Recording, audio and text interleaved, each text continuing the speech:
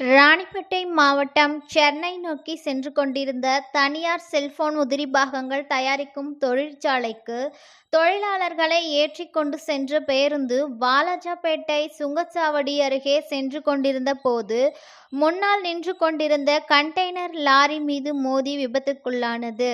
இதில் டிரைவர் உட்பட 18 பேர் படுகாயமடைந்தனர். படுகாயமடைந்தவர்களை வாலாஜாபேட்டை அரசு மருத்துவமனையில் அனுமதிக்கப்பட்டு சிகிச்சை அளிக்கப்பட்டு வருகிறது. விபத்தில் பாதிக்கப்பட்டவர்களை கைத்தறி மற்றும் துணிநூல் துறை அமைச்சர் ஆர். காந்தி மருத்துவமனைக்கு சென்று பார்வையிட்டு பாதிக்கப்பட்டவர்களுக்கு உடனடி சிகிச்சை அளிக்க மருத்துவர்களை கேட்டுக்கொண்டார். இந்த விபத்தில் பேருந்தில் பயணித்த சுமார் 18 ஊழியர்கள் அதிர்ஷ்டவசமாக உயிர் தப்பியுள்ளனர். இந்த விபத்து குறித்து காவேரிப்பாக்கம் போலீசார் வழக்கு பதிவு செய்து விசாரணை நடத்தி வருகின்றனர்.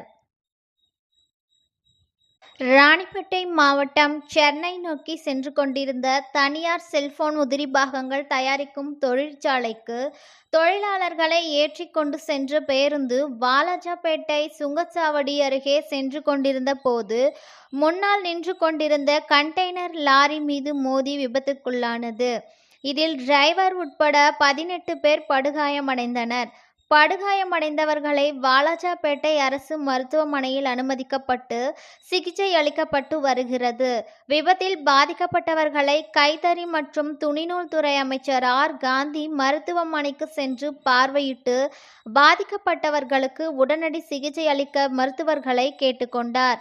இந்த விபத்தில் பேருந்தில் பயணித்த சுமார் 18 ஊழியர்கள் அதிர்ஷ்டவசமாக உயிர் தப்பியுள்ளனர்.